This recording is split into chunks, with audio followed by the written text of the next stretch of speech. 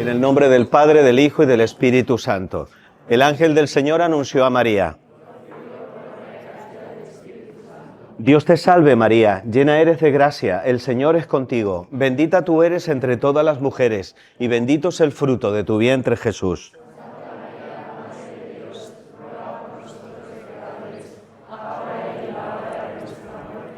He aquí la esclava del Señor.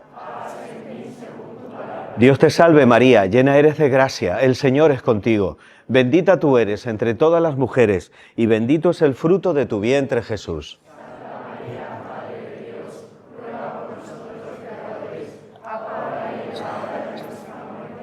Y el Verbo se hizo carne. Dios te salve María, llena eres de gracia, el Señor es contigo. Bendita tú eres entre todas las mujeres, y bendito es el fruto de tu vientre Jesús.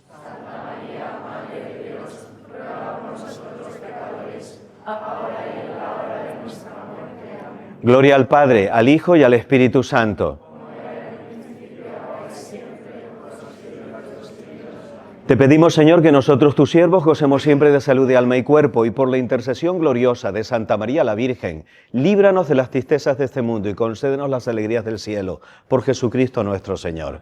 Que el Señor nos bendiga y nos guarde, en el nombre del Padre, del Hijo y del Espíritu Santo. Amén. Bueno, chicos, pues bienvenidos a este taller de Quién es Jesús de Nazaret. Él se llama Andrés Brito y la verdad es que, bueno, yo le conocí hoy, pero hemos hablado por correo. Y entonces, bueno, simplemente que sepáis que enhorabuena por haber escogido este taller, porque este hombre es como la creen de la creen, es impresionante. Fuerte aplauso para Blanca.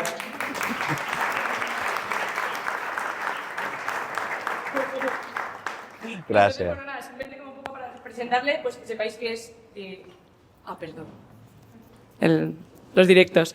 Que es doctor en Ciencias de la Información, ¿no?, por la Facultad de La Laguna, que también es experto pues, en autocompetencia emocional y habilidades sociales, y también un poco en coaching.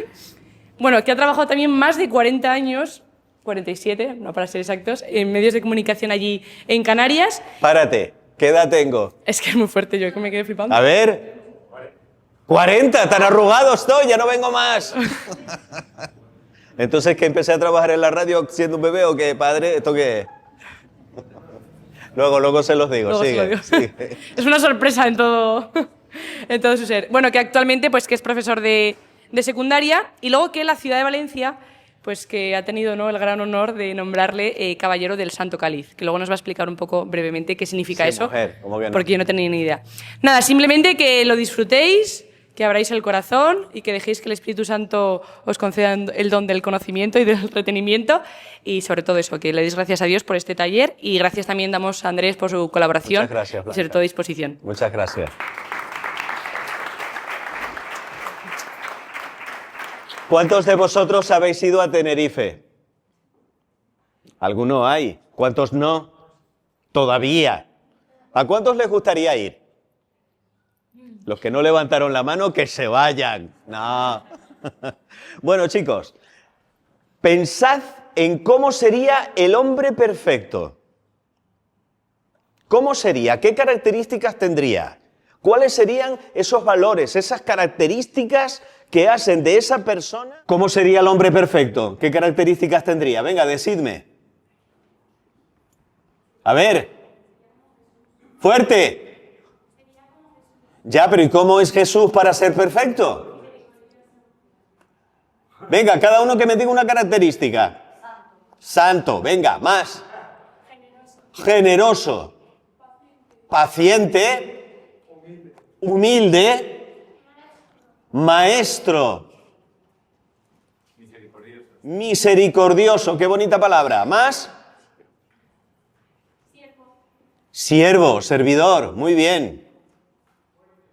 Fuerte, una persona fuerte, qué bien. ¿Más? Escucha. ¿Cómo? Que escucha. Alguien que escucha. Vamos a coger todo eso, ¡pum!, y lo vamos a poner en la pantalla. Telepatía. Bueno, pues hay una pregunta clave. ¿Tú qué harías si te encontraras con una persona así? Yo te voy a decir lo que haría yo. Yo me pegaría a él como si fuera su sombra. Estaría pendiente de qué hace, dónde va, con quién habla, cuáles son sus ilusiones, cuáles son sus proyectos. Trataría de que fuera mi amigo, mi consejero. Trataría además de escucharle, de ver cuáles son sus planteamientos sobre los problemas, qué hace, qué deja de hacer, porque una persona así es un tesoro. Pues bien, voy a hablarte de alguien que por lo que sabemos de él es así. Es una persona que en su vida pública recorrió un territorio menor que Galicia. A lo largo de 3 años de andar de acá para allá de una manera itinerante, lo que llamaríamos hoy en día un predicador que además se reunía con gente de mal vivir. Prostitutas, recaudadores de impuestos, pecadores, lo peor de la sociedad. Imagínate que eso lo hace este hombre a día de hoy, que además, pudiendo haber sido un líder político, renunció a todo tipo de prebenda. Lo que hacía, lo hacía por una motivación muy diferente a por la que se hace, desafortunadamente, hoy en día las cosas en nuestro mundo contemporáneo. Era el líder de la no violencia y, sin embargo, fue perseguido como si fuera un peligroso malhechor. No escribió un solo libro. Sabemos que escribió unas enigmáticas palabras en la arena en un determinado momento que te contaré dentro de un rato. Los enemigos lo consideraban débil y manso y sin embargo fue perseguido precisamente porque los responsables de la sociedad de aquel momento sabían que aquel hombre tenía una fuerza extraordinaria. Fue maltratado, torturado y asesinado como tantos otros.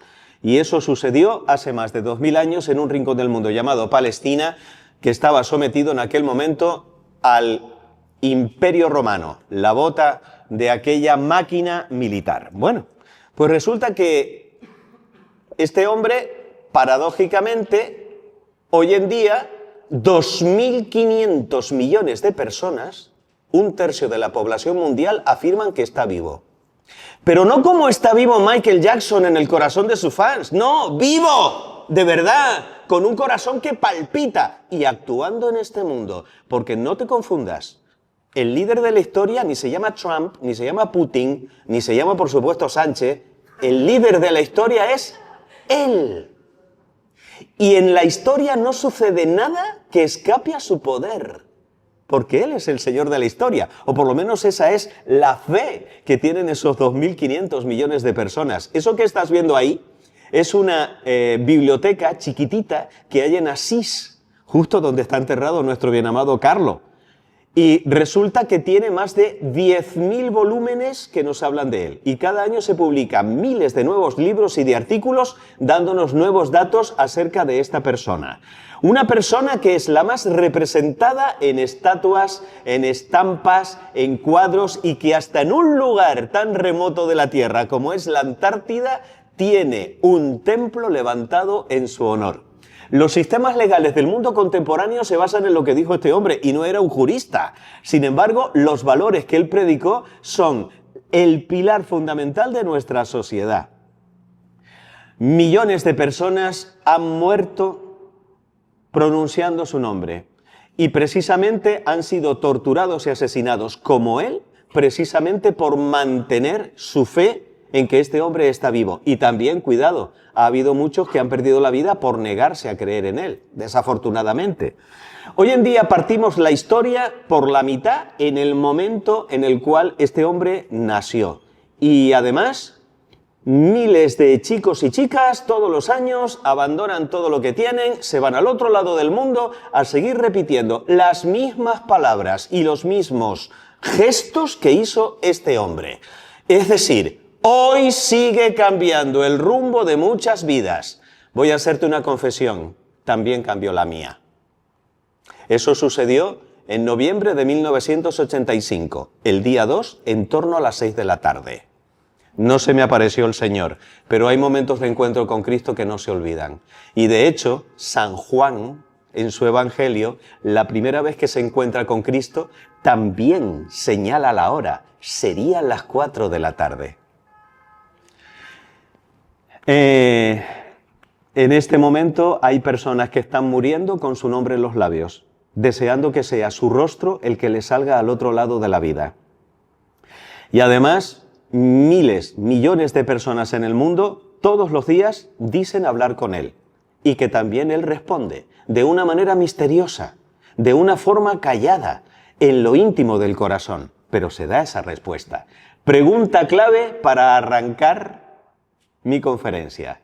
¿Estará vivo de verdad o de una manera más poderosa? ¿Estará muerto este que preocupa a tantos vivos? Evidentemente te estoy hablando de Joshua Bar Yosef. Ese es su nombre en hebreo, más conocido como Jesús de Nazaret. Pero claro, la pregunta no es quién es Jesús de Nazaret, la pregunta es quién es para ti Jesús de Nazaret. Porque lo primero que vamos a ver son las evidencias de que efectivamente este hombre anduvo por el mundo. Porque desafortunadamente, en torno al siglo XVIII, empezaron ya a poner en duda la existencia histórica de este personaje. Que nosotros sabemos que existió alguien es a través de los documentos que nos hablan de él y de las huellas que ha dejado también en este mundo. Pues bien, sí que tenemos documentos romanos y judíos que nos hablan de él. Por ejemplo, aquí tenemos uno de esos documentos, uno de esos historiadores. Este historiador se llamaba Flavio Josefo, un historiador judío del siglo I. El Testimonium Flavianum ha sido puesto en entredicho en determinados momentos, porque decían, eso ha tenido que escribirlo un cristiano. Sin embargo, tenemos pruebas de que ese testimonio, en su base, fue escrito por el propio Flavio Josefo, que no era cristiano. Todos los códices contienen el texto. Tertuliano y Justino no lo mencionan por desprecio. Eusebio, Sosómeno, Nicéforo, Ambrosio y Casiodoro emplean el testimonio de este hombre. El lector romano necesitaba saber quién originó el cristianismo. Otro, Cornelio Tácito, escribe un libro llamado Anales y menciona a Cristo ejecutado por Pilato. Lo hace evidentemente en un tono negativo, pero no nos interesa el tono, nos interesa la mención. Otro, aquí tenemos a Gayo Suetonio, historiador romano del siglo II. Escribe la vida de los 12 Césares y menciona los disturbios de un tal Cresto. Otro, Plinio el Joven, gobernador romano en Bitinia, siglo II, le escribe una carta al emperador Trajano y consulta sobre cómo juzgar a los cristianos, esa gente que se reúne para cantar himnos a un tal Cristo como si fuera un dios. Daros cuenta de que, aunque lo nombran de esta manera, lo interesante es la mención. Está hablando de alguien real, de alguien que existe. Otro, Marabar Serapión, filósofo sirio. Carta a mi hijo. Los judíos ejecutaron a su rey sabio, pero ese rey vive en sus enseñanzas. Mirad qué cita más bonita, la que le debemos a este. Sigo.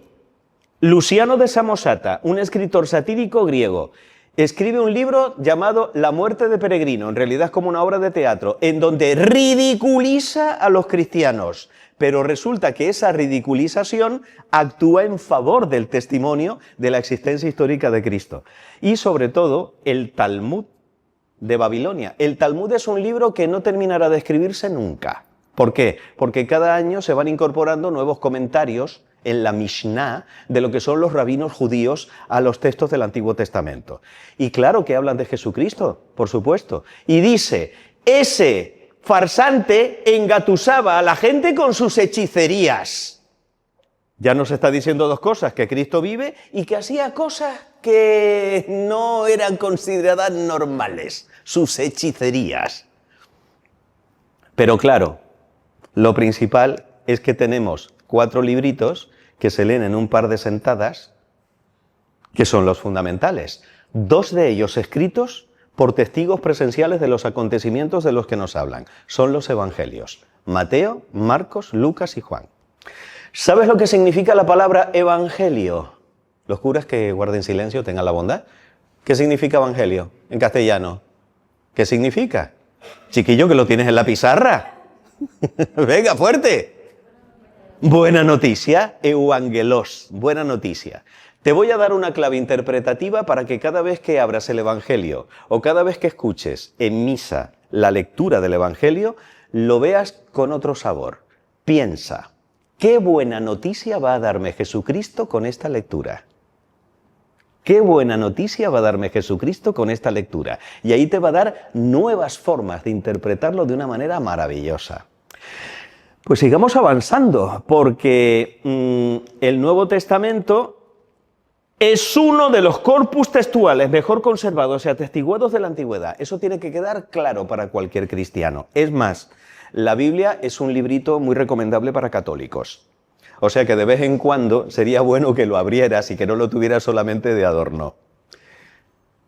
Si son falsos, ¿por qué no fueron rechazados por los testigos originales? Si cada evangelista se hubiera propuesto mentir, no hubieran coincidido tanto. Si se hubieran puesto de acuerdo para engañar, hubieran evitado las diferencias que hay entre ellos. O sea que, como veis, las críticas textuales, la literatura, incluso también nos da pistas para darnos cuenta de la autenticidad de los evangelios. ¿Pero qué nos dice la arqueología? Porque esos son los documentos.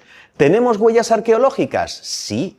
Y son huellas indirectas, pero muy interesantes. Por lo pronto tenemos aquí el osario de Caifás y tenemos ahí una estela en donde se menciona a Poncio Pilato, prefecto de la Judea. Como veis, hablan indirectamente de Cristo, puesto que nos están dando cuenta de personajes que interactuaron con él. Pero este cachito que estáis viendo aquí es muy interesante. Uy, que se me va. Es muy interesante este cachito, ¿por qué? Porque resulta que esto, que tiene el tamaño de un sellito, es el fragmento de O'Callaghan. Es un fragmento que encontró un arqueólogo y que resulta que datándolo, hay que ponerlo como muy tarde, en torno al año 50. Y eso es muy interesante, ¿por qué? Porque hay también críticos que dicen que los evangelios fueron una elaboración muy posterior a la vida de Cristo. ¡Mentira! Aquí tenemos un fragmento del Evangelio de San Marcos en torno al año 50. Es decir, todavía vivían las personas que habían convivido con Cristo cuando ya se empezó a contar su vida, su historia, sus milagros. 26.000 citas textuales en los textos patrísticos. Incluso si se hubiera perdido todo lo que es la copia de los textos originales, podríamos reconstruir los evangelios con las citas bíblicas que hay en los santos padres de los primeros siglos de la Iglesia. Pues bien, resulta que en San Juan 5, 1, 18 se habla de que en Betesda había una piscina que tenía 5 pórticos. Y enseguida vienen los resabios de turno diciendo, eso es una tontería porque en Palestina nunca hubo una piscina con 5 pórticos. Pues ¿sabes qué? Se encontró la piscina. Y la encontró este señor, Conrad Schick, a finales del siglo XIX. ¡Toma! Es decir, la arqueología da la razón a lo que hemos estado manteniendo los cristianos a lo largo de 2000 años. O sea, negar la historicidad de Jesús de Nazaret significa cerrar los ojos ante uno de los personajes mejor documentados de la antigüedad. Dicha negación nace no de los datos objetivos, sino de los prejuicios. Y es una pena que el prejuicio nos impida acceder a la realidad de lo que estamos estudiando. ¿Pero qué nos dicen estas fuentes históricas? Vamos a la parte interesante, ¿no? ¿Qué nos cuentan acerca de él?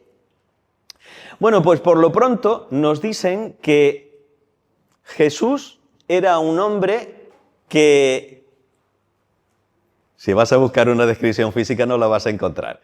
La única descripción física que hay en los evangelios es la de Zaqueo, de quien se dice que era bajito de estatura. Pero no sabemos por estas fuentes si Jesús era alto, si era guapo, si era bajo, de qué color tenía el pelo, los ojos, no lo sabemos. Sin embargo, la parte de la teología que a mí me gusta es la que lee entre líneas. Y entre líneas sí que podemos sacar muchas cosas acerca del físico de Jesucristo. Por ejemplo, se nos dice que bajó de Jerusalén a Jericó en una jornada de camino. Esos son 25 kilómetros en 6 horas. O sea, tenía que estar relativamente cachas para poder hacer eso. No era una persona enclenque, ni un viejito, no, era alguien que era capaz de llevar a cabo eso. Y además también se nos cuenta que se levanta de madrugada para ir a hablar con su Padre del Cielo, que duerme plácidamente en una barca que está movida por las olas. O sea, todo esto nos va dando pistas de que Jesús era un hombre acostumbrado probablemente al trabajo físico, como también dice la tradición. Sin embargo, sí que hay un rasgo que llama poderosamente la atención de los evangelistas y es su mirada.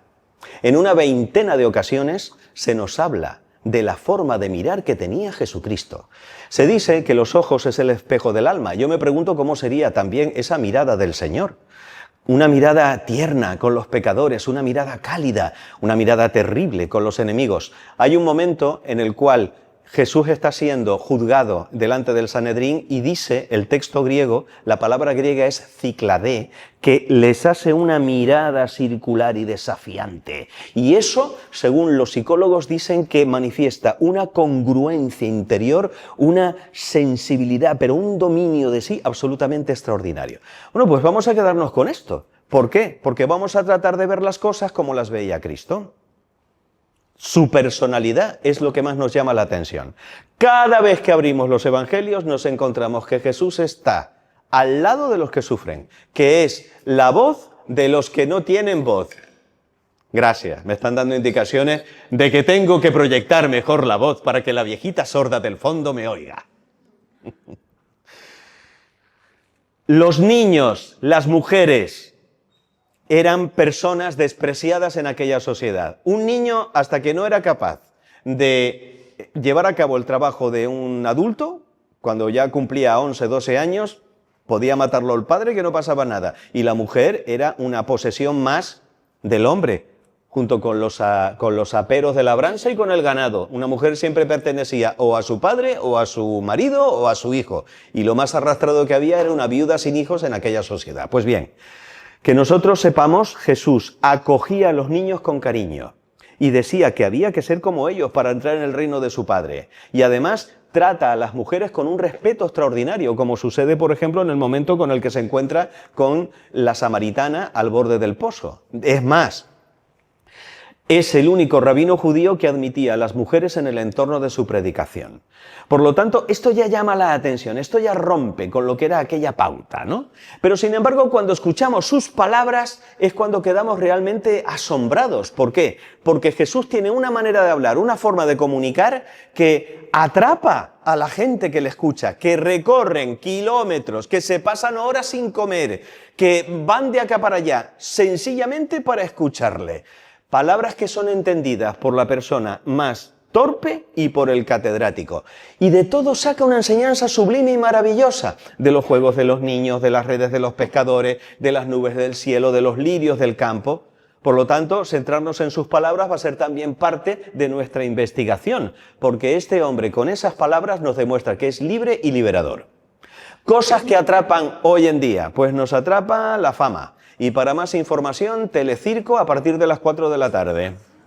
Hay gente capaz de hacer cualquier cosa con tal de dañar un ratito de fama. Si nosotros tuviéramos los superpoderes que tenía Cristo, una vez me preguntaron, oye, si tú fueras un X-Men, ¿no? Si tuvieras superpoderes, ¿cuál sería? ¿Volar? ¿Ser invisible? No.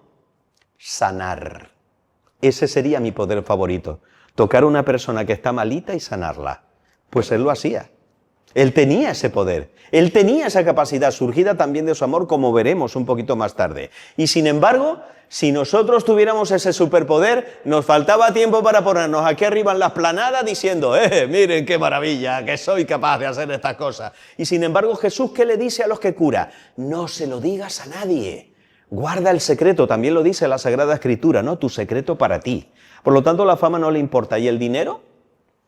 ¿Qué no se hace en este mundo por dinero, chicos? Se hace de todo por dinero.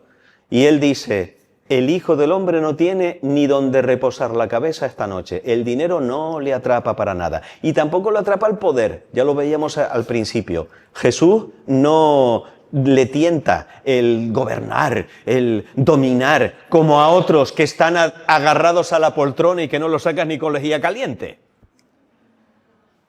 ¿Y la familia? Hay un momento en el cual dice el Evangelio que sus hermanos habían ido a buscarlo porque pensaban que había perdido el juicio. Y entonces le dicen, ahí fuera están tu madre y tus hermanos. Y él pregunta, ¿y quiénes son mi madre y mis hermanos? Estos que cumplen la voluntad de mi Padre. Precioso. ¿Y los amigos?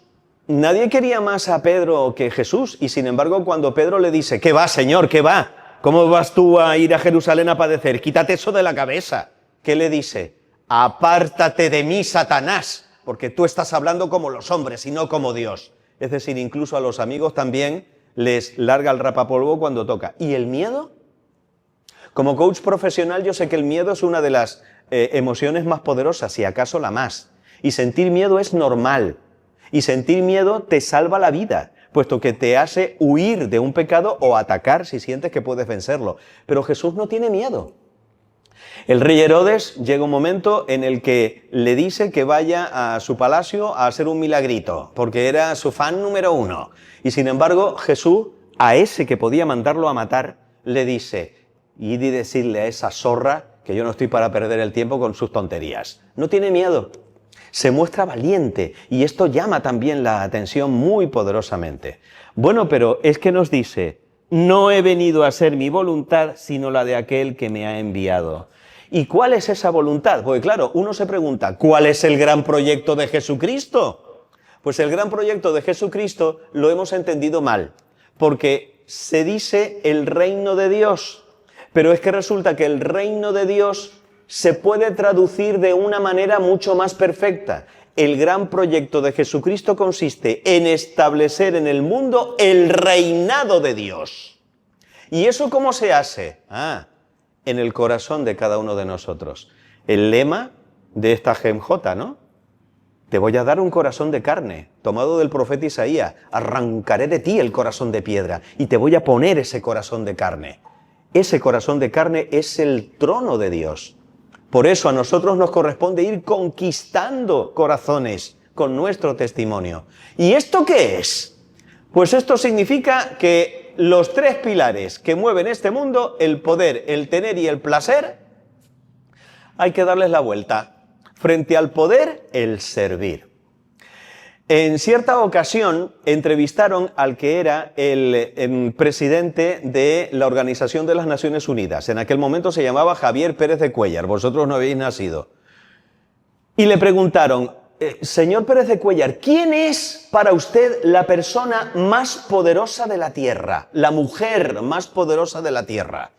Y el periodista confiesa: pues yo creía que iba a decir la reina de Inglaterra, la mujer del presidente de los Estados Unidos. La respuesta de Pérez de Cuéllar lo dejó desarmado.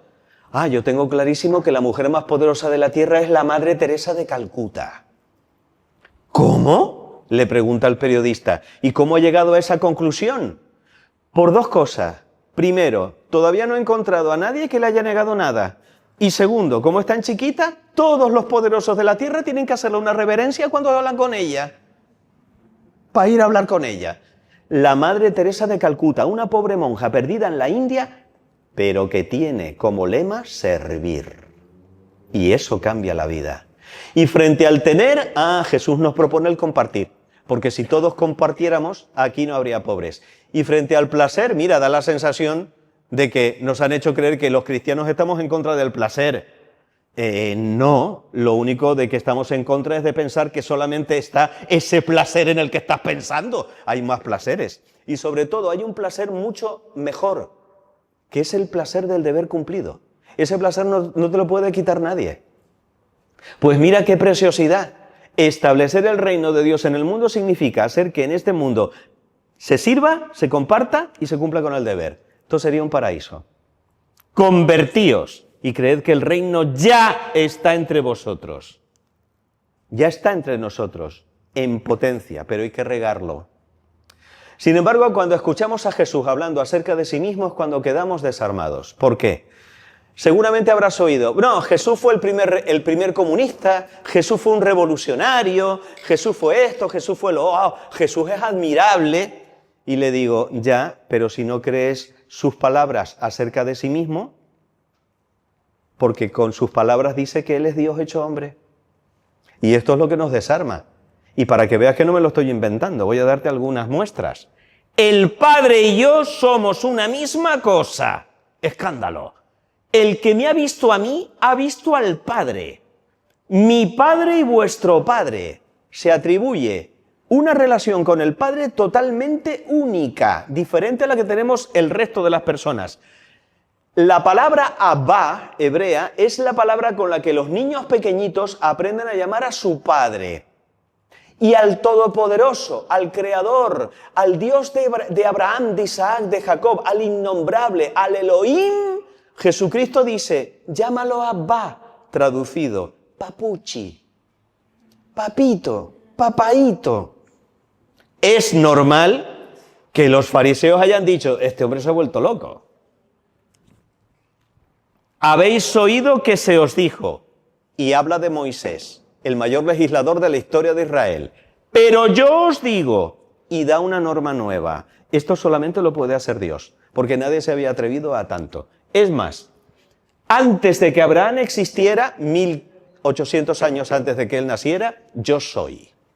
Es decir, Jesús se atribuye un poder de eternidad. Tus pecados te son perdonados, cosa que solamente puede hacer Dios. Yo os juzgaré el último día. Todos los seres humanos que han pasado por este planeta van a pasar por el juicio de Cristo. ¿Pero quién es este? Nadie va al Padre si no es por mí. Y para mí la que es la más tumbativa. Yo soy el camino, la verdad y la vida. Pues chiquilla, solamente te quedan 3 opciones. Es lo que se llama el trilema de Cristo. O está loco, o está mintiendo, o dice la verdad. ¿Sí o no? No hay más opciones. O está como una cabra, o es un mentiroso y por tanto es un mal... O está diciendo la verdad. Vamos por partes. ¿Está loco? Este hombre es extraordinariamente inteligente. Las trampas sibilinas que le ponen sus enemigos son terribles. Por ejemplo, maestro, ¿tenemos que pagar el impuesto del César? Ellos se frotaban las manos. Si dice que no, va en contra de Roma, se lo carga Roma. Si dice que sí, va en contra del pueblo, nos lo cargamos nosotros. Dadme la moneda. ¿De quién es la efigie que sale? De César. Pues dad al César lo que es del César y a Dios lo que es de Dios. ¡Genial! Este hombre no está loco. Y así te podría contar otras anécdotas. Pero vamos a quedarnos con esta. Está mintiendo. Imagínate la escena. Una chica medio desnuda, ensangrentada, el pelo ensortijado, corriendo calle abajo y detrás una turba con palos y piedras que la quiere matar. Y yo me imagino a Jesús al fondo de la calle haciéndole así a la chica, así, para que se esconda detrás de él.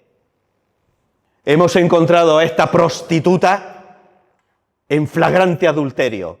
¿Qué hacemos? ¿La matamos o la dejamos vivir? Si dice que la matemos, queda en nada la tontería que ha estado predicando de la misericordia. Si dice que la dejemos vivir, va en contra de la ley, que dice que tenemos que matar y apedrear a las adúlteras. 12 palabras y le salva la vida. El que esté libre de pecado, que le tire la primera piedra. Es genial. O sea, se me ponen los pelos de punta. Es que es genial. Y le salva la vida a la muchacha. El discurso más corto y más tumbativo de la historia. Y ese es el momento en el que empieza a escribir en la arena. No sabemos, porque no lo pone el Evangelio, qué fue lo que escribía. Pero según la tradición, lo que estaba escribiendo eran los pecados de los que llevaban las piedras en las manos. Y dice que empezando por los más viejos empezaron a soltar las piedras y la dejaron viva. ¿Dónde están tus acusadores?, pregunta Jesús. Ninguno se ha quedado aquí, Señor, pues vete y no peques más. Jesús no te está diciendo que echas Castilla y que puedes hacer lo que te dé la gana. No, también te dice que te conviertas y que no vuelvas a pecar. Por lo tanto, este hombre no solamente no está mintiendo, sino que es el adalid de la bondad. No ha habido en este mundo nadie tan bondadoso como Cristo. Se cuenta que cuando Gandhi escuchó por vez primera las bienaventuranzas, se agarró de una silla para no caerse, por el impacto que había vivido. Siempre lo vemos ayudando a las personas, siempre lo vemos de cara de quien sufre. Por lo tanto, ¿dice la verdad? Pues yo creo que sí, por eso soy cristiano. Y te voy a dar, no una ni dos, te voy a dar 3 pruebitas, 3, de que Cristo, cuando dice que es Dios hecho hombre, está diciendo la verdad. ¿Quién quiere saberlas? Yo quería ver más manos. Venga, todos, ¿quién quiere saberlas? Motívenme. Milagros. Hay 4 tipos de milagros. Jesús es capaz de hacer cosas que no puede hacer nadie más. En ningún momento te vas a encontrar que la naturaleza obedece una orden humana. Eso no se ha dado nunca. Y sin embargo Jesús sí que es capaz de dominar la naturaleza. Convierte el agua en vino, anda sobre las aguas, detiene una tormenta. La enfermedad, segundo tipo de milagros. No hay enfermedad que pueda ser vencida a no ser que tengamos el poder de Cristo. Los ciegos ven, los sordos oyen, los paralíticos caminan. Y además dice, si no me creéis a mí, creed a mis obras. Creed a mis obras. ¿No me creéis? Bueno, pues creed en lo que yo hago. Tercer tipo de milagros, exorcismos. Es dogma de la Iglesia Católica que el demonio existe. Negar la existencia del demonio significa ponerte al margen de la fe católica. Y es un pecado contra la fe. Esto tiene que quedar claro. Pero también es dogma que Cristo le venció en la cruz. Por lo tanto, desafortunadamente hay ciertas personas que son sometidas a las terribles violencias del demonio y eso se llama posesión. Y las vemos en el Evangelio. Los racionalistas dicen, no, pero bueno, eso era lunáticos, gente loca que en aquel momento se pensaba que era el demonio. Sí, todo lo que tú quieras. Pero vemos que Jesucristo actúa y que sigue actuando en la actualidad, en donde los exorcistas siguen haciendo, con el poder de Cristo, con el poder de la sangre redentora de Cristo, la liberación de estas personas. Eso también lo vemos en el Evangelio. Y nos queda el último de los milagros, el último tipo de los milagros, las resurrecciones. Pero cuidado, porque aquí hay que hacer una distinción. Cuando hablamos de el hijo de la viuda de Naín, de Lázaro, de la hija de Jairo, que son las personas a las que Cristo resucita en el Evangelio, en realidad son reanimaciones, vuelven a la vida, pero a una vida física en este mundo. No tiene nada que ver con la resurrección de Cristo, que es otra cosa. Esto tiene que quedar claro también, chicos. Resucita a Lázaro, y por cierto, ¿os habéis dado cuenta de que a Lázaro, después de resucitarlo Jesucristo, lo matan los judíos? Lo vuelven a matar, porque era la prueba viviente, nunca mejor dicho, de que Jesús era capaz de resucitar a los muertos. Leeros el Evangelio de San Juan, que lo pone de manera textual. Pues esos son los tipos de milagros. Y esos milagros atestiguaban que Jesucristo era capaz de hacer cosas verdaderamente extraordinarias. El poder de Dios estaba con él. Hoy hemos visto maravillas, dice la gente. Segunda prueba, las profecías. A mí particularmente, esta fue la que más me tocó el corazón cuando yo me convertí. ¿Por qué? Porque centenares o incluso miles de años antes de que Cristo viniera al mundo, se sabía un montón de cosas acerca de esa persona que se llamaba el Mesías y que los profetas, inspirados por el Espíritu Santo, lo dejaron en el Antiguo Testamento. Por ejemplo, ¿quiénes son los profetas? Rapel no es un profeta. Rapel es un farsante. Los profetas son personas que hablan en nombre de Dios en el pueblo de Israel para animarlos a que cumplan con la ley, con la Torá, y para reprenderlos cuando se apartan de la alianza. Pues bien, vamos a ver unos cuantos. 1800 años antes de que Cristo naciera, Jacob dice, el Mesías será de la tribu de Judá y despertará la expectación del pueblo. No me lo estoy inventando, querido, está en el Antiguo Testamento. Hay más de 300 profecías. Otra, David, 950 años antes. Te coges el Salmo 21 y está describiendo punto por punto la crucifixión. Lo atraviesan con la lanza, se le pega la lengua al paladar, se pueden contar sus huesos. Salmo 21. Otro, Isaías, príncipe de los profetas, año 720. Su madre será virgen, curará a ciegos y a paralíticos, padecerá tormentos, lo crucificarán. ¿Cómo podía saberlo? ¿Cómo podía saberlo si Dios no lo estaba inspirando, si no estaba dejando pistas? Es maravilloso. Otro, Miqueas, el Mesías nacerá en Belén, 700 años antes de que eso sucediera. Otro, Baruc, 600 antes de Cristo, Dios nos hablará cara a cara. Zacarías, 500 años antes, entrará en Jerusalén montado en un burrito, lo venderán por 30 monedas. ¿Cómo lo sabe? La profecía de Daniel es maravillosa, ¿eh? Daniel dice que quedan 70 semanas para que nazca el Mesías. Pero cuidado, porque lo entendieron fatal. Eran 70 semanas de años. 7 por 7, 49, 490 años. Y nace el Mesías. La profecía de las 70 semanas es alucinante. Se sabía incluso la época en la que iba a nacer el Mesías. Por eso Herodes, cuando sale la estrella, llama a los escribas ¿Y dónde tiene que nacer el Mesías? En Belén. ¿Y cuándo? Pues más o menos ya. O sea que, como veis, la única persona de la historia en la que se cumplen las profecías es este. No hay otro candidato. Se cumplen en él, en nadie más. Y esto es lo interesante. Pero nos queda la prueba principal, su resurrección. Porque si Cristo no ha resucitado, somos los más tontos de los hombres. No lo digo yo, lo dice San Pablo. Si Cristo no ha resucitado, vana es nuestra fe. Y somos los más desgraciados de los hombres. Me encanta este cuadro. Vemos a Jesús resucitado, a María Magdalena que lleva el tarrito con los ungüentos.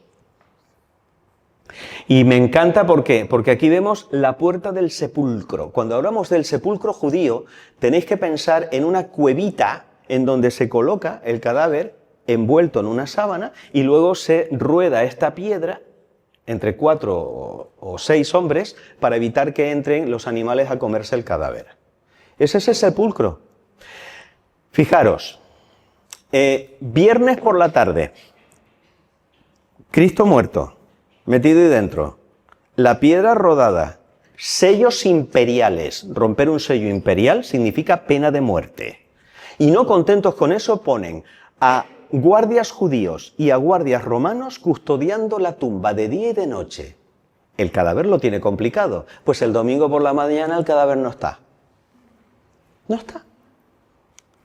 Pero claro, para poder entender la resurrección, primero tenemos que entender la pasión. Y yo te la voy a contar brevemente. A Jesucristo le hacen 2 juicios. 2. Ninguno de ellos con abogado defensor, por lo tanto, los 2 juicios nulos.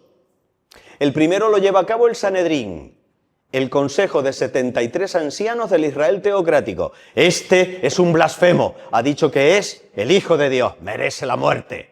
Pero ellos no podían mandar a matar a nadie. ¿Por qué? Porque estaban bajo el dominio de Roma. Por lo tanto, se lo llevan al 5º procurador romano en la Judea, Poncio Pilato. Y van con mentira, porque a Pilato le importaba un pepino que este dijera que era Dios. Él era politeísta, tenía montones de dioses, que más le daba uno más. Lo que sí le tocaba es que dijera que era rey. Le hemos oído decir que tiene un reino. Después de interrogar a Jesús, Pilato llega a la conclusión siguiente. Lo pone textualmente el Evangelio. No encuentro culpa alguna en este justo. Punto y seguido. Lo castigaré. Lo declara inocente, pero lo manda a castigar. ¿Por qué? Porque lo que quiere es a ver si aplaca un poquito a aquella gente si lo ven sufrir mínimamente. Pero cuidado, amigos, porque lo manda a castigar utilizando el flagrum romano, flagrum taxilatum, un palo de madera con 2 o 3 tiras de cuero y unas bolitas, unas pesitas de gimnasia chiquititas, pequeñitas, que cuando golpean la piel generan lo que estás viendo aquí. Una espalda completamente arada. Hoy en día sabemos que estaba desnudo en el momento de la flagelación, porque tiene en la misma profusión y profundidad en las nalgas las huellas que tiene en el resto del cuerpo. Estaba encorvado, probablemente atado a la columna que se conserva en Roma, en donde los soldados en la fortaleza Antonia tenían amarrados a los soldados. Sabemos hoy en día también, porque se han medido los ángulos de los golpes, que tuvo 2 agresores, uno a la derecha y otro a la izquierda. El de la izquierda de menor estatura y más sádico, que de manera más profusa golpeó, atención miembros del sexo masculino, los testículos. Horrible dolor. Se podían incluso romper los huesos con este látigo, que se llamaba la caricia de Satanás. Creo que ya, con el nombre ya te está diciendo la crueldad que tenía esta tortura. En la película de Mel Gibson de 2004, esto en la pantalla dura aproximadamente 10 minutos. Para poder darle esta paliza, puesto que se cuentan más de 600 golpes, tuvieron que estarle golpeando entre 25 y 35 minutos. Un horrible tormento, perdería el conocimiento, lo reanimarían y le seguirían pegando. Esta es la manera en la que torturan a Jesucristo. Cuando observamos el rostro elaborado por Monseñor Giulio Ricci basado en la sábana santa, vemos lo siguiente. ¿Te has dado cuenta de que a Jesús se le representa con una barba a veces que tiene como dos picos, dos piquitos, ¿no? En vez de un pico solo, tiene dos picos. No es que sean dos picos, es que tiene la barba arrancada, porque tirarle de la barba a un judío era insultarle, barba arrancada, los labios cuarteados por la sed. ¡Tengo sed!, grita el Señor desde la cruz, pero es una sed fisiológica que no se le va a quitar más que con una transfusión que evidentemente no le van a poder debido a la hipovolemia, a la pérdida de sangre. Tiene un edema pulmonar vomitado por la boca, gran profusión de sangre en la nariz y en el bigote y en la barba. Tiene una excoriación en la zona cigomática y tiene el tabique nasal roto. ¿Por qué? Porque dice el Evangelio que cuando estaba delante del sumo sacerdote Anás, el sumo sacerdote le dice, ¿pero qué todo el poder que estás predicando tú por ahí? Y le dice Jesús con ese valor del que te estaba hablando antes, yo siempre he predicado en público, nunca me he callado, no me preguntes a mí, pregúntale a los que me han oído. Y en ese momento, para hacer la gracieta delante de su jefe, uno de los soldados dice que le da una bofetada a Jesucristo. Mal traducido, la palabra griega no es bofetada, es rapishma, que significa porrazo, golpe seco dado con un palo, con una porra. Y le parte el tabique nasal. Esto en un reo que no presenta resistencia, que no pretende huir, es satánica malicia y shock cerebral para la víctima. Y en ese momento cualquiera de nosotros se hubiera acordado de la madre de aquel soldado. ¿Y qué dice Jesús? ¿Por qué me pegas? Es alucinante el autocontrol que tiene este hombre. ¿Cómo lo consigue? Y además, en la parte superior, cuando medites el tercer misterio de dolor, acuérdate de esto, porque no es un arito alrededor de las sienes, no, es un casco elaborado con espina Sisyphus, un tipo de planta que no son palillos de dientes. Yo lo he visto en Palestina. Es esto lo que le ponen. Y dice el Evangelio que no contentos con eso, los soldados empiezan a darle palos para clavárselo más profundamente en la nuca. Yo sé que estas lágrimas no son muy profesionales y os pido perdón por ellas. Pero si esto se lo hacen a cualquier inocente, ¿cuánto más a Jesucristo, que era el más inocente?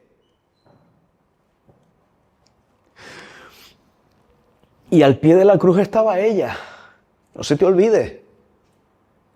Cada golpe lo sufrió la reina de los mártires. Lo sufrió. Y por eso, qué acertado el guionista de la película de Mel Gibson, cuando pone en boca de la Virgen, hijo mío, déjame morir aquí contigo. Esa es la Virgen. Fiel hasta el final. Cuando todos lo habían abandonado, ella no, ella estaba allí. No hubiera podido con toda la cruz. Una cruz de madera o de cedro hubiera pesado 200 kilos. No se puede cargar con ella ni estando sano. Hoy en día sabemos por los historiadores del siglo I, Tertuliano por ejemplo, que tenía dos palos. El stipes, palo vertical que estaba colocado en el Calvario, y el patibulum, palo horizontal, que fue con el que cargó realmente. Pero recuerda cómo tenía la espalda. Hacer pivotar ese palo por esa espalda abierta significa un dolor como si fuera una quemadura que no se le aparta. Y aunque no lo pone el Evangelio, sí lo recoge la tradición, las caídas. No puede evitar que se le vaya desfigurando progresivamente el rostro debido a esas caídas. Aquí tienes el modelo que ha elaborado mi buen amigo, el doctor Miñarro. Bueno, este es el momento de revelarte que yo formo parte del equipo de investigación que está estudiando la Sábana Santa. Y todo esto lo sabemos a través de esa fuente, que mientras nadie diga lo contrario, es auténtica. Eso es otra conferencia, pero ya os la daré en otro momento. Pero es auténtica. Y aquí al lado, en Oviedo, aquí al lado tenemos el sudario. El sudario de Oviedo es el paño del que nos habla el Evangelio según San Juan, capítulo 20. Se encontraron dentro del sepulcro la sábana y el sudario con el que le habían envuelto la cabeza enrollado en lugar aparte. Eso está en Oviedo, lo puedes ver allí. Y lo estamos estudiando. Mi buen amigo el doctor Pedro Peinado, matemático, miembro del equipo de investigación, ha hecho coincidir las manchas de sangre del sudario de Oviedo con las manchas de sangre de la cara de la sábana santa y coinciden matemáticamente, cubrieron la cara de la misma persona. Solo que, claro, el sudario lo tenemos en Oviedo desde el año 800. Por lo tanto, el carbono 14 que dice que la sábana santa es del siglo XIV falla. Falla. Tenemos una prueba indirecta. Pero ahora no toca. Ahora lo que toca es seguiros contando la pasión. Coger a un hombre en plena juventud y clavarlo en un palo de madera para que se desangre y se muera, no lo puedes hacer por aquí, porque se desgarra la mano. Tócate con cuidadito en la parte de la muñeca, tócate con cuidado y ahí verás que hay dos huesecitos que se separan. Es por ahí por donde atraviesa el clavo rumbriento, destrozando el nervio mediano y provocando un dolor de paroxismo que la naturaleza no lo soporta. Y sobreviene un síncope y se muere de dolor, porque son descargas eléctricas que van al pecho. Esa es la manera de crucificar a una persona. Y un crucificado, amigos y amigas, tiene que tener un punto de apoyo. Y el punto de apoyo indiscutiblemente es un solo clavo que atraviesa los dos empeines y llega a la madera. Y colgado de esa forma, el crucificado muere de asfixia, porque debajo de los pulmones tenemos el diafragma, que es el músculo que nos permite respirar. Pero colgado de esa manera, el diafragma oprime los pulmones y se asfixia. Y la única forma de poder mantenerse con vida es luchando contra ese dolor que está sintiendo, se empina, toma una bocanada de oxígeno y no lo soporta y se cae. Y así a lo largo de horribles horas de agonía. Lo normal era que lo crucificaran o que lo flagelaran, pero no las dos cosas. A Cristo le hacen las dos cosas. Por eso muere tan rápido, porque llega ya muy maltratado. Pero hay que asegurarse de que está muerto y bien muerto. ¿Cómo?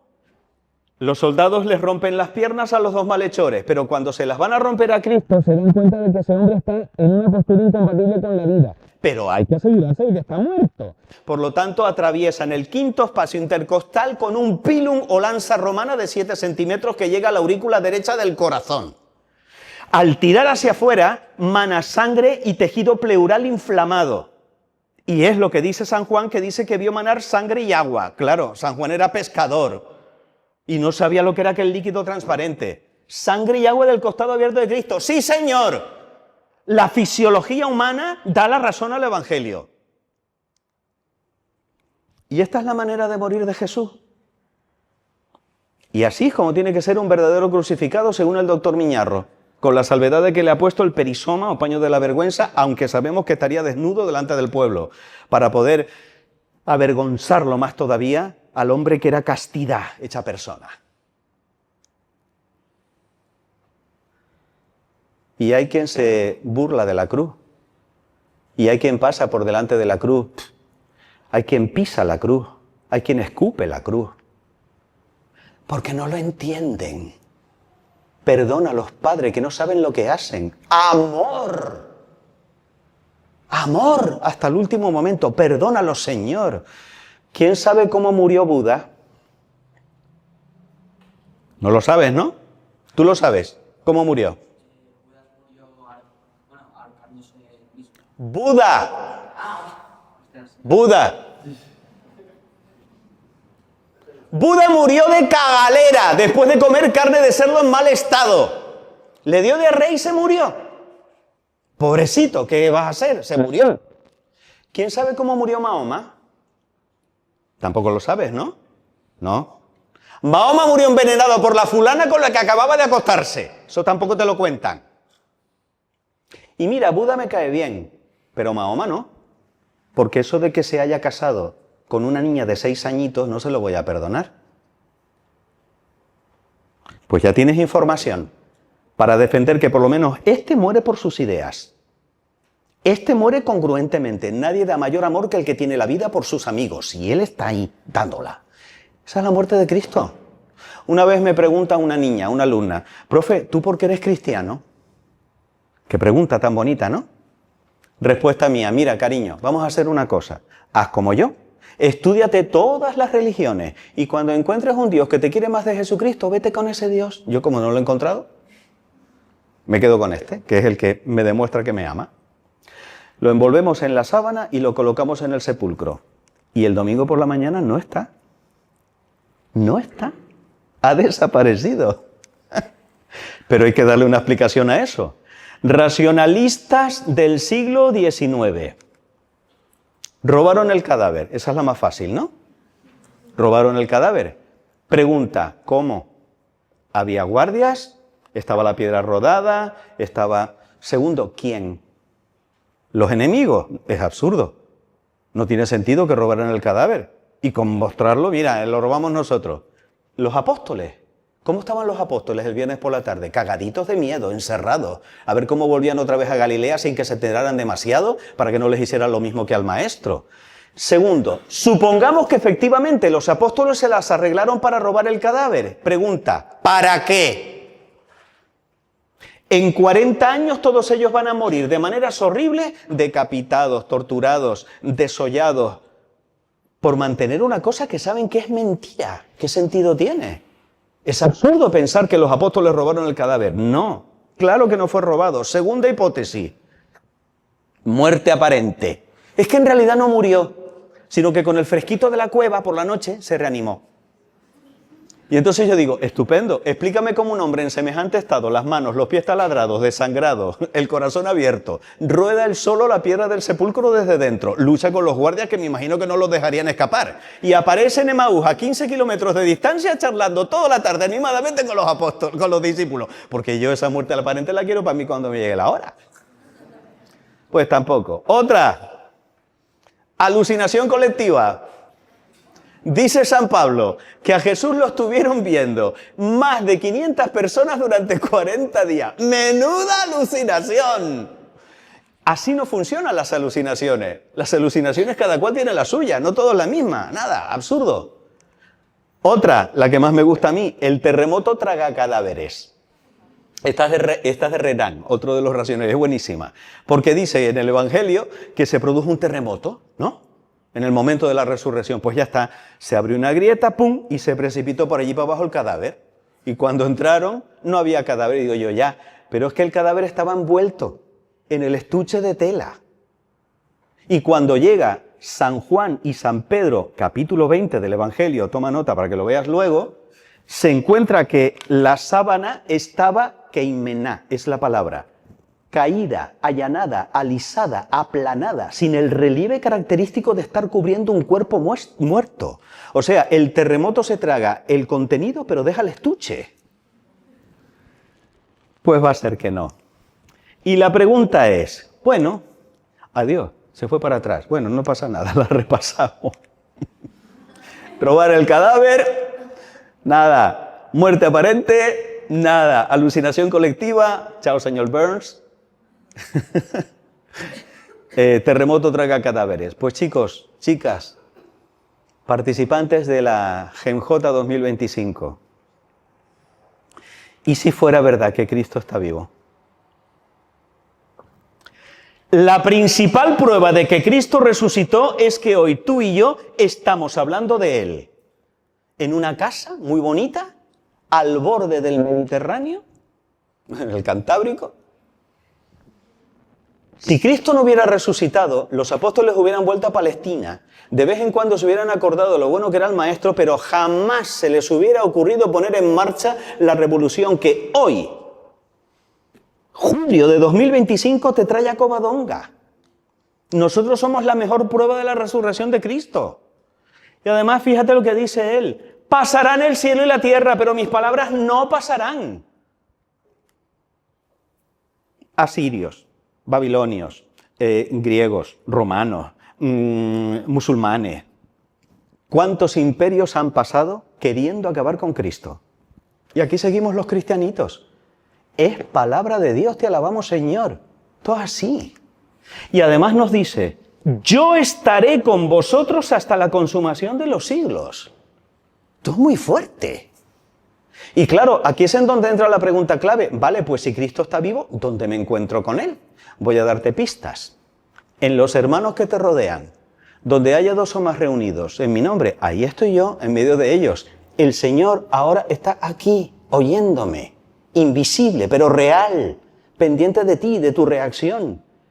de que hables con Él también. Quiere salvarte, quiere llevarte a una vida de santidad. Mira lo que dice León Bloy, qué poema tan maravilloso.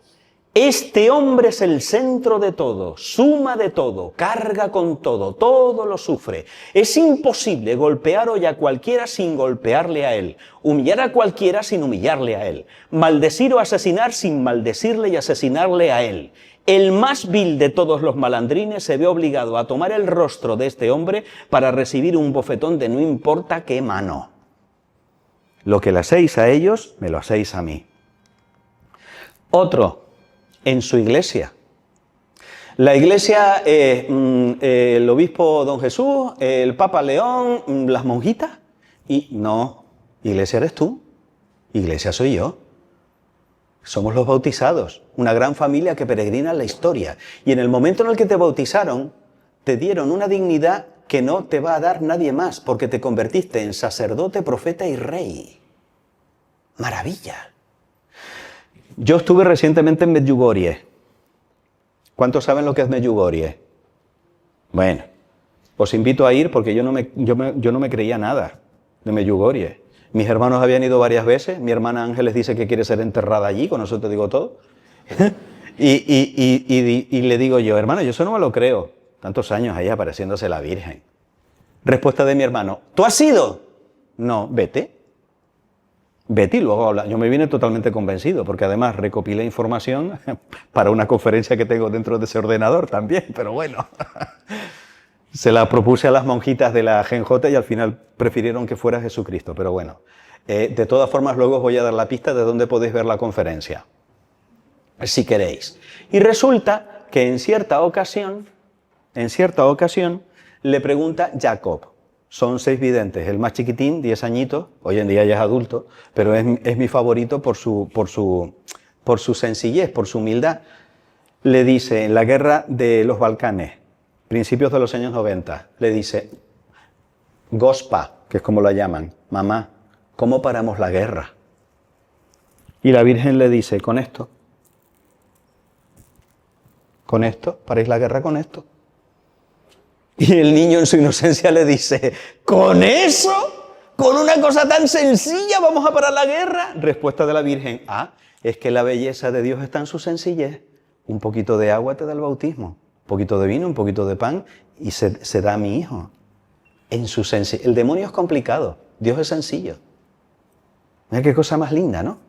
La sencillez de Dios. ¿Dónde más me lo encuentro? Pues te lo vas a encontrar en los sacramentos. Tomad y comed, esto es mi carne. Tomad y bebed, esto es mi sangre. En los sacramentos te lo encuentras. Cada vez que te confiesas, no son los sacerdotes. Ellos actúan in persona Christi, en la persona de Cristo. Pero es Cristo. ¡Ay! Es que ¿cómo me voy yo a confesar con un sacerdote que a lo mejor es más pecador que yo? Porque si tú tienes cáncer no te puede curar un sacerdote que también está enfermo. ¿No te puede curar? Pues como está enfermo. Es buena esa, ¿eh? Para que te lo apuntes también. Está buena. ¿De qué? ¿A ti qué te importa? ¿Las vueltas que da la tubería cuando te estás muriendo de sed?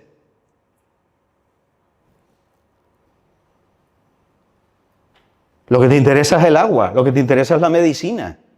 El día en que yo me muera, quiero a mi lado al sacerdote más pecador del mundo. Al más pecador lo quiero a mi lado, para que me confiese, porque no es él, es el Señor. Y bueno, hoy y ayer te han contado cositas interesantes sobre lo que hay verdaderamente en la Eucaristía. No es pan, es el Señor. Y nos lo ha manifestado con los milagros eucarísticos que Carlito, Dios lo bendiga, tuvo la dicha de recopilar. ¿Y dónde más me encuentro con él? Pues también me voy a encontrar con él en la oración. ¿Y qué es orar? Hablar con él. Y si me contesta, es que te voy a contestar.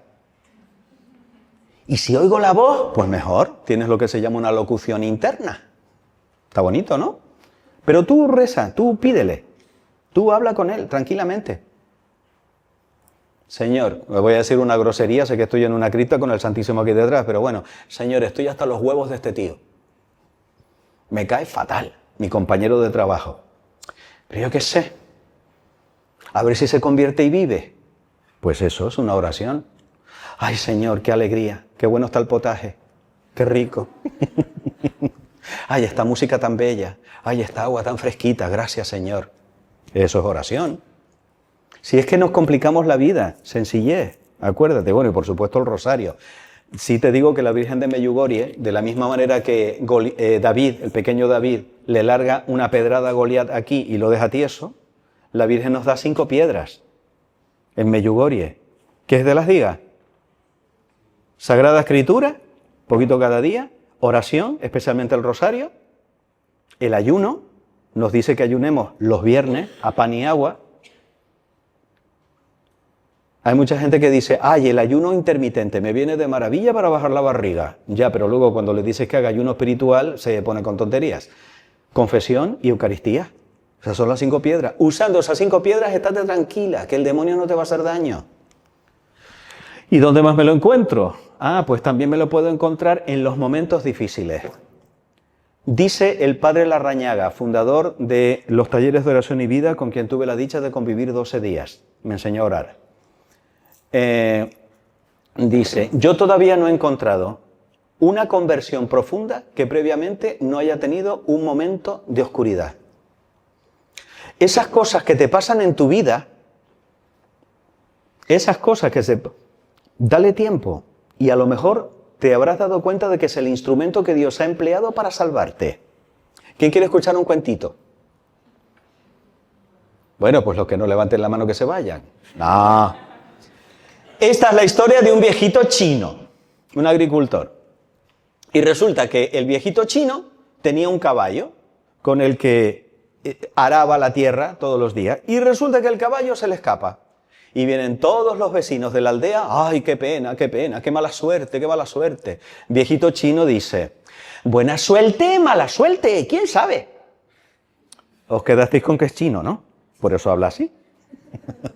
Al cabo de unos días regresa el caballo con una manada de caballos, precioso, caballo salvaje. ¡Ay, qué bien, qué maravilla! Y la yegua, maravillosa, una yegua, pura sangre. Y llegan todos los vecinos. ¡Ay, qué buena suerte, qué buena suerte! Respuesta del viejito, buena suerte, mala suerte, ¿quién sabe? El hijo del viejito se sube a la yegua para domarla. Y la yegua se encabrita y al chiquillo lo tira y le rompe una pierna.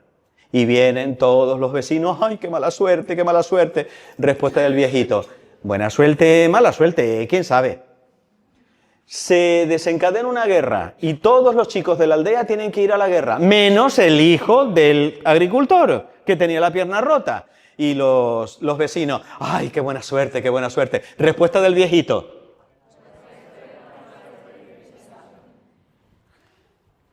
deja pasar 5 años, deja pasar 10, deja pasar 20. Esa persona que te ha roto el corazón, a lo mejor no te convenía.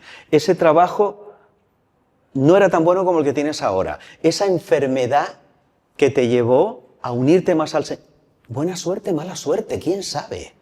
Y recuerda Romanos 8:28. Niña, apunta. Romanos 8:28, es mi niña. Romanos 8:28. Todo sucede para el bien de aquellos a los que Dios ama. Y no dice algunas cosas, ¿qué dice? Todo. Si es todo, es todo. Mira, si no te lo crees, Dios te salvará por otra manera. Pero si te lo crees, créetelo de verdad. Créetelo con fe. Y verás milagros en tu vida. ¿Y dónde más me voy a encontrar con Él? Ay, pues me voy a encontrar con Él cuando yo me considere la oveja negra. Cuando sea el más pecador, cuando sea el más olvidado, cuando sea aquel al que todo el mundo critica, ahí te vas a encontrar también con el Señor. Porque verás que Él es el único que no te va a fallar. Te pase lo que te pase, no te va a fallar. En fin, queridos, Jesús es el mismo, ayer, hoy y siempre. No me miréis a mí, mirad a esta niñita. Voy a ponerla de nuevo, que se fue demasiado rápido. Uy, pero vamos a repasarlas. En los hermanos, en la iglesia. ¿Tú estás tomando nota? En los sacramentos, en la oración, Esto para que te revises, a ver dónde realmente te encuentras con Él, en los momentos difíciles.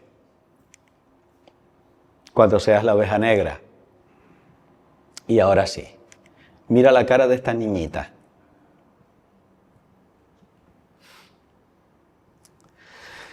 En cierta ocasión, un grupo de ejecutivos habían ido a una convención y se les había hecho tarde. Y llegaban al aeropuerto todos con la tarjeta de embarque y los documentos, pero corriendo por el aeropuerto a ver si llegaban antes de que se cerrara la puerta. Y de repente, ¡pum!, chocaron con un puesto de manzanas que había en la terminal del aeropuerto y las manzanas salieron volando. Los chicos siguieron corriendo sin darse cuenta de lo que había pasado, todos menos uno. Ese vio el estropicio que habían causado, se le conmovió el corazón y le dijo a un compañero, mira, coge el avión y cuando llegues avisa a mi mujer de que voy a coger el siguiente, porque me da pena dejar esto aquí todo destrozado.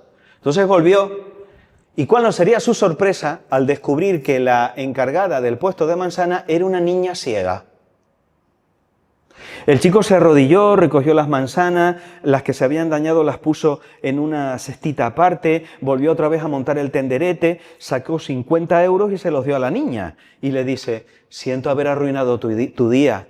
Y la niña, asintiendo mientras caían las lágrimas, entonces el chico le secó las lágrimas y le dice, venga, ánimo, que ya tienes otra vez todo montado, hijita, no pasa nada. Cuando el muchacho se alejaba, escuchó que la niña le decía, ¡Señor, Señor! Él se giró y mirando aquellos ojos ciegos, escuchó a la niña que le preguntaba, ¿es usted Jesucristo?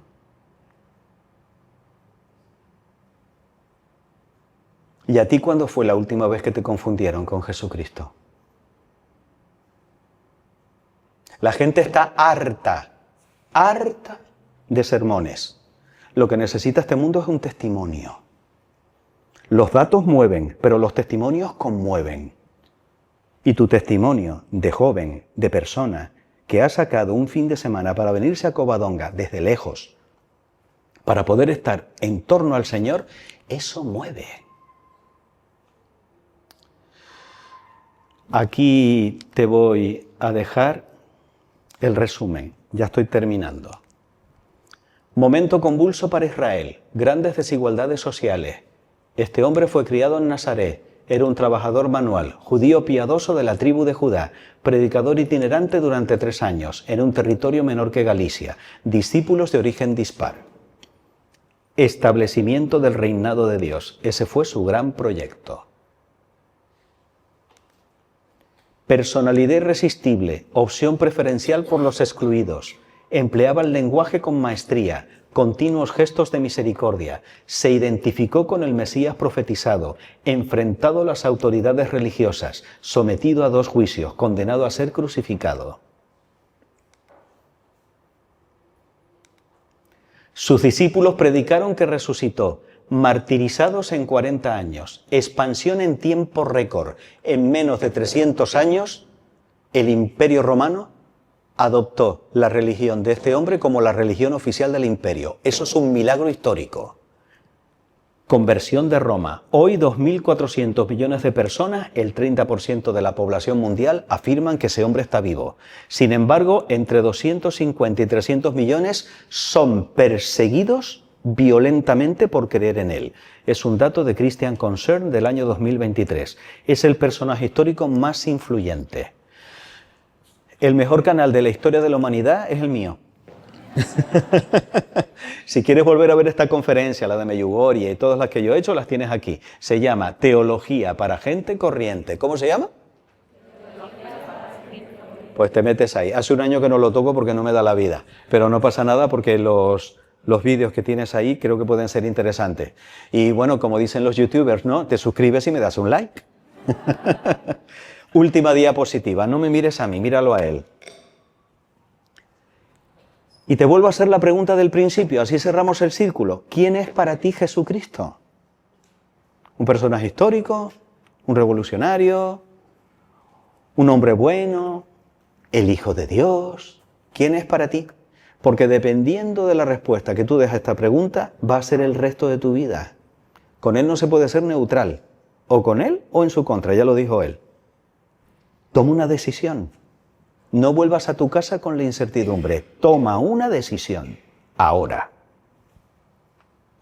Como estamos en un taller, vamos a hacer lo siguiente.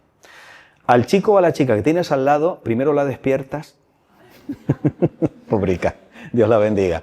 Al chico o la chica que tienes al lado vas a hablar durante 90 segundos con esa persona y vas a sacar una pregunta sobre Jesucristo que siempre has querido formular, pero que a lo mejor no has tenido la oportunidad o no te has atrevido. Aquí estamos en familia, estamos en una cripta. Lo que pasa en Covadonga se queda en Covadonga. Venga, a ver qué preguntas salen, cosas que no te hayan quedado claras o explicaciones que requieras para poder tomar la decisión. Adelante.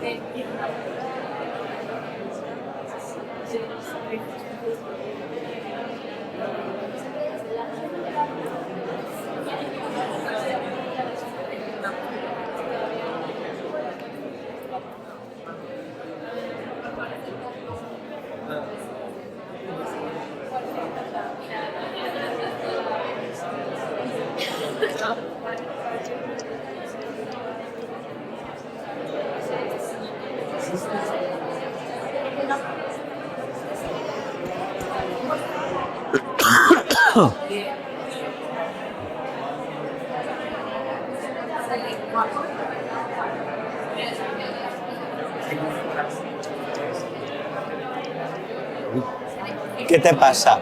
Sí, brutal, ¿eh? ¿Pero qué me querías decir? 2 minutos. Ya. ¿2 minutos para qué? Terminar. Para terminar, pero no terminamos a las 2. ¿Te dijeron de 12 a 2? Bueno, sí, luego se entiende que a las 2 es la comida. Yo lo tenía calculado hasta las 2, pero lo que tú digas, ¿eh?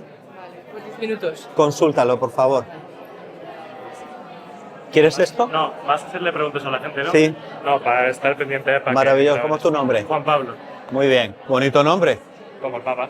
Eh, Mejor casi imposible.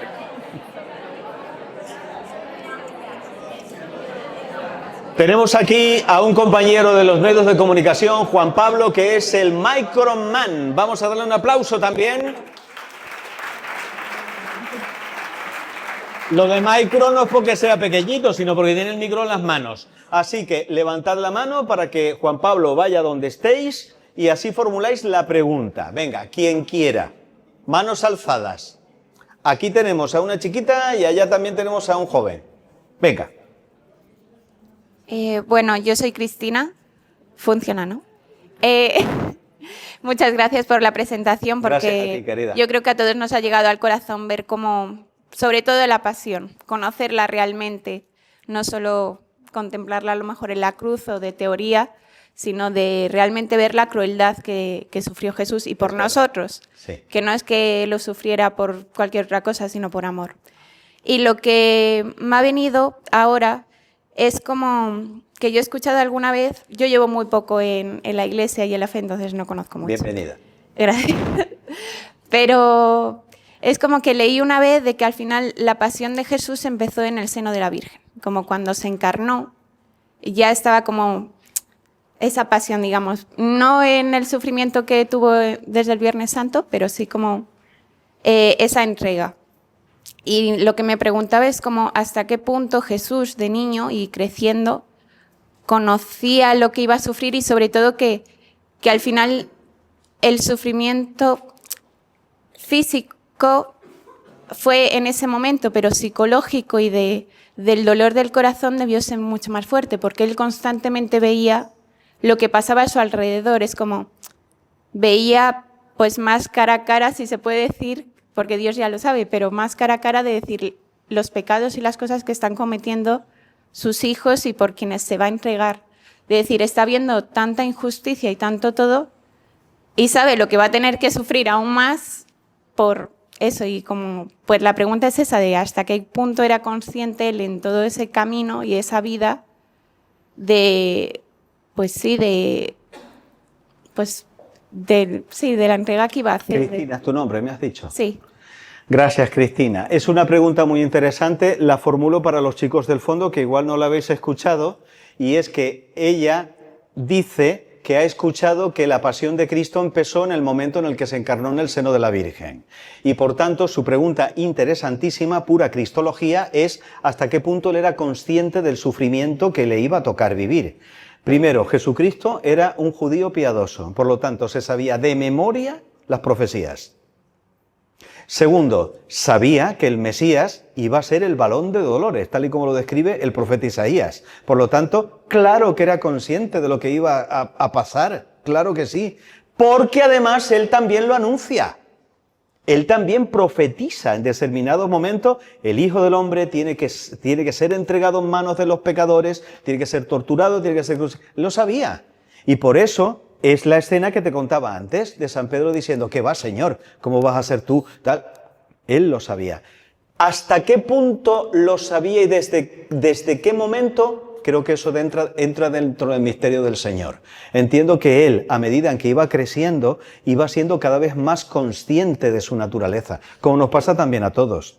Es decir, el niño Jesús era un niño. Y además, no tenemos que olvidar también a San Pablo, cuando nos dice, igual en todo a nosotros excepto en el pecado. Por lo tanto, la maduración psicológica de Jesucristo como ser humano también es normal que haya sido progresiva, como ha sido también la nuestra. Creo que esa es la respuesta más prudente a la pregunta tan interesante que nos has formulado. Muchísimas gracias, Cristina. Gracias. ¿Otra persona allá al fondo? ¿Qué te han dicho? Que ya, vale, de acuerdo. Bueno, chicos, me dicen que ya prácticamente hay que terminar, pero no os preocupéis porque yo voy a estar disponible hasta el domingo por la tarde. Así que me podéis preguntar todo lo que queráis, ¿de acuerdo? Una última pregunta de allí. Nuestra pregunta era que antes de Jesús, ¿cómo tenían noción de Dios? Antes de Jesús, ¿cómo tenían noción de Dios? ¿La humanidad te refieres? Sí, ¿de dónde viene o cómo? Hay una cosa, querido, que se llama la historia de la salvación. Dios escogió a un pueblecito, Israel, que no eran ni los más guapos, que eran los griegos, ni los más poderosos, que eran los romanos. No, era un pueblecito y dijo, este va a ser mi pueblo, yo lo voy a educar y yo le voy a ir revelando progresivamente quién soy y qué es lo que quiero de la humanidad. Y por tanto, desde hace 4000 años, se sabía perfectamente cómo era Dios porque se fue revelando progresivamente. Es lo que tenemos en la Sagrada Escritura. Todo lo que Dios ha revelado al ser humano está contenido en dos depósitos, la Sagrada Escritura y la tradición apostólica. Está custodiado y mantenido por el magisterio de la Iglesia y lo celebramos en la liturgia. Por lo tanto, Biblia, tradición, magisterio y liturgia son los 4 pilares en los que se basa nuestro conocimiento de Dios. Muchas gracias. Quiero terminar, queridos, con la pregunta con la que terminan todas las sesiones de coaching. ¿Qué te llevas de este encuentro? ¿Por qué ha valido la pena venir? A mano alzada, quien quiera. Completa esta frase. Ha valido la pena venir porque me llevo... Fuerte. Un nuevo corazón. Bendito sea Dios. ¿Qué te llevas? Una fe renovada. Una fe renovada. Gracias, Pater. Ole. Una escucha sobre el Señor. ¿Más? Más consciencia. ¡Qué bueno! Maravilloso. Hay que tomarse 3 pastillas en esta vida, ¿eh? Conciencia, decisión y paso a la acción. Si te falta alguna de estas pastillas, vas a seguir como estás. Repito, conciencia, decisión y paso a la acción. ¿Os parece, chicos, si terminamos con una comunión espiritual? ¿Sí? ¿Nos ponemos de pie?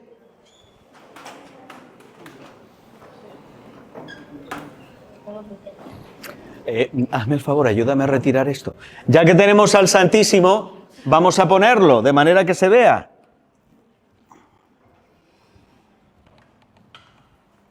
Gracias, querida.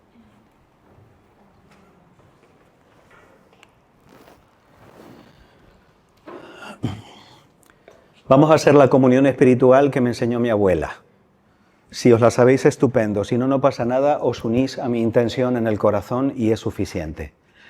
Creo, Jesús mío, que estás presente en el santísimo sacramento del altar, con todo tu cuerpo, sangre, alma, divinidad. Te adoro y te amo sobre todas las cosas y deseo recibirte. No obstante, no pudiendo hacerlo ahora sacramentalmente, ven a mí al menos espiritualmente, y como si ya te hubiese recibido, me uno íntimamente a ti, a la vez que te pido fuerza para no separarme jamás. Que Dios os bendiga y os guarde. Muchísimas gracias por haber venido. Un aplauso al Señor.